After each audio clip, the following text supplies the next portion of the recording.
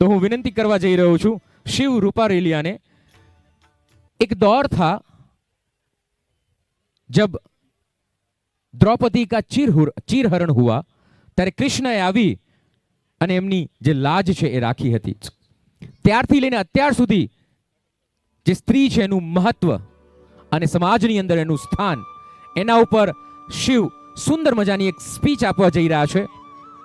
કહેવાય છે કે એક એક શબ્દ સમજવા જેવો છે, એ શબ્દનો અર્થ પણ સમજવા જેવો છે, કારણ કે સ્ત્રી વગર સંસાર, સ્ત્રી વગર આ દુનિયા અધૂરી છે। આપણે કહેતા હોઈએ છીએ દીકરીનો જન્મ થાય કે કદાચ દીકરાનો જન્મ થયો હોત તો, પણ કહેવાય છે કે આ સંસાર ત્યારે જ ચાલશે કે જ્યારે સમાજની અંદર દીકરી હશે। એ દીકરી કેટલા બધા જવાબદારીઓ સાથે પોતાના પદને સંભાળે છે।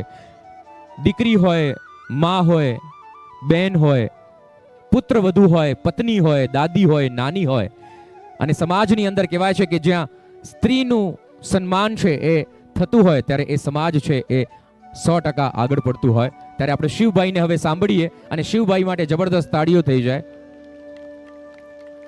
Hello 1 2 3 start. नमस्ते।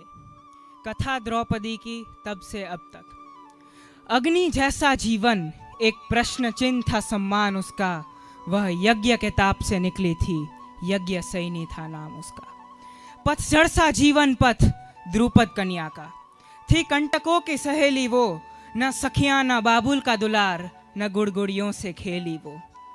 अद्भुत थी या लौकिक थी, कुछ ऐसा उसने स्वरूप लिया, न बचपन देखा न बचपना, सीधे युवती का रूप लिया। था कोमल सुंदर मन, पर भावनाओं से बंजर हुआ, सर्वश्रेष्ठ धनुर्धर ने जीता उसे, जब समय घटित स्वयंवर हुआ। अर्जुन पत्नी का मान पाकर भी, अर्जुन पत्नी का मान पाकर भी सम्मान से वह घट गई, अर्जुन पत्नी का मान पाकर भी सम्मान से वह घट गई, कुंती के एक ब्रह्म वाक्य से वह 5 भाइयों में बट गई। वो पांडव कुल की कुलवधू, वो पांडव कुल की कुलवधू, फिर भी क्षण क्षण अपमान मिला, द्रुपद की द्रौपदी को था पांचाली का नाम मिला। फिर वो दिन आया जब आर्यवीर सभी मर्यादा सीमा के पार गए, जब धर्मराज अधर्म में ऐसे उलझे कि धर्म पत्नी को ही हार गए। न समझा कोई नारी का शोषित मन, न कोई अपने संस्कार समझा, न समझा कोई नारी का शोषित मन, न कोई अपने संस्कार समझा। दुर्योधन ने जीती हुई दासी पर बस अपना ही अधिकार समझा। घनघोर लज्जित तो सभा में फिर अन्याय का समावेश हुआ, जब दुशासन को पांचाली के वस्त्र हरण का आदेश हुआ। क्या यही है अंत का अंतिम क्षण, सारी धरा थी सोच रही, रथी महारथी से थी द्रौपदी ये प्रश्न पूछ रही। क्यों ये संसार देखना चाहता है विकराल स्वरूप अगाध मेरा, क्यों ये संसार देखना चाहता है विकराल स्वरूप अगाध मेरा। क्या पांडवों को स्वीकार करना यही था एक अपराध मेरा, क्या रही नहीं करुणा भी शेष है इतनी हिंसक हो गई, क्यों समर वीरों की सभा आज सारी नपुंसक हो गई। जो अंतिम विश्वास के क्षण थे बचे, जो अंतिम विश्वास के क्षण थे बचे, सब रेत की तरह ढह गए। हूं मैं विवश क्षमा करना जब पितामह भी ये कह गए। अश्रुओं में बह गया सभी, अश्रुओं में बह गया सभी, जब पांचाली ने श्रृंगार किया।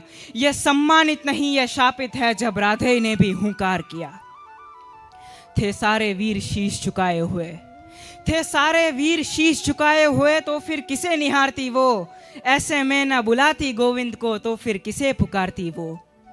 एक चीर का ऋण था गोविंद पर, एक चीर का ऋण था गोविंद पर, उसे भी द्वारिकाधीश ने उतार दिया। भरी सभा में फिर कृष्ण ने कृष्णा का श्रृंगार किया। बोली कुंठित द्रुपद कन्या की, आज विवश है पर ना सोचना कि तुम्हें छोड़ देंगे, अब खुले रहेंगे केश मेरे, अब पांडव मेरा प्रतिशोध लेंगे। अब धोने को तुम्हारे केश न नीर दूंगा, न तुम्हारे चोटिल बन को धीर दूंगा। प्रतिज्ञा ली भीमसेन ने, दुशासन की छाती चीर दूंगा। उस घटना ने महाप्रलय का सृजन किया, ये तो व्यास भी मानते हैं। फिर महाभारत के महारण का महासमर हम सभी जानते हैं। फिर थर थर कांपी वसुंधरा, जब तक वो समर समाप्त हुआ, प्राण प्रिय अभिमन्यु भी वीर गति को प्राप्त हुआ। ये सिर्फ त्रेता द्वापर की बात नहीं, ये किरदार आज भी जिंदा है द्रौपदी आज की शोषित सी और पांडव उसके शर्मिंदा है कानून, प्रशासन, परिवार, पत्रकार और नेता सभी पांडव के किरदार में, सब विवश बैठे हैं द्रौपदी के निर्वस्त्र होने के इंतजार में। अब द्रौपदी प्रश्न न पूछेगी, उसे खुद प्रश्न बनना होगा। कलयुग में गिरधर न आएंगे, उसे स्वयं कृष्ण बनना होगा। आज की द्रौपदी की लाज नहीं धुलनी चाहिए, आज की द्रौपदी की लाज नहीं धुलनी चाहिए। आज की द्रौपदी को यह बात नहीं भूलनी चाहिए कि वही शक्ति है और उसे ही शक्ति का संचार करना होगा। अपने ही हाथों स्वयं दुशासन का संहार करना होगा। फिर कोई दुर्योधन या आर्यव्रत उसे टोक नहीं सकता, फिर कोई दुर्योधन या आर्यव्रत उसे टोक नहीं सकता। द्रौपदी जब दुर्गा बनकर आगे बढ़ेगी तो उसे कोई रोक नहीं सकता। द्रौपदी जब दुर्गा बनकर आगे बढ़ेगी तो उसे कोई रोक नहीं सकता। धन्यवाद।